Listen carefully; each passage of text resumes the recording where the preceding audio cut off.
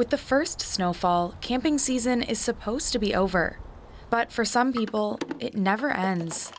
For the first time, Carrie Steves will be living in her RV through the winter. It is still just a camper, but camper's better than a tent. Steves works at a retail job.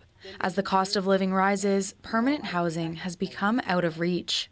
She says she and others like her are the new face of homelessness. Now you have people that go to work every day and have an income and have a resource. They just don't have a house. Halifax has some of the fastest growing rent prices, coupled with one of the lowest vacancy rates in the country. And for the first time ever, more than 1,000 people are on Halifax's own homeless list.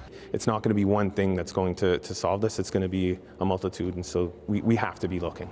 Last month, the province gave Halifax $180,000 to keep this municipal-owned campground open through the winter. The city will provide snow removal, garbage collection, and sewage services, but bringing in water and propane will be the responsibility of the residents. In British Columbia, this lawyer is trying to convince the provincial government to do the same thing. We're holding that up here. Say, look, Nova Scotia can do it.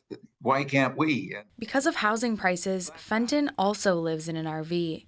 He's fighting for the BC government to approve and legalize living in that type of vehicle and fund a campground for people who have nowhere else to live.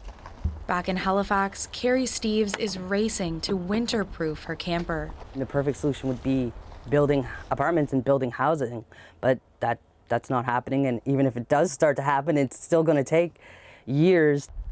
Steves just hopes her RV will keep her warm until she finds a permanent place to call home. Nicola Sagan, CBC News, Halifax.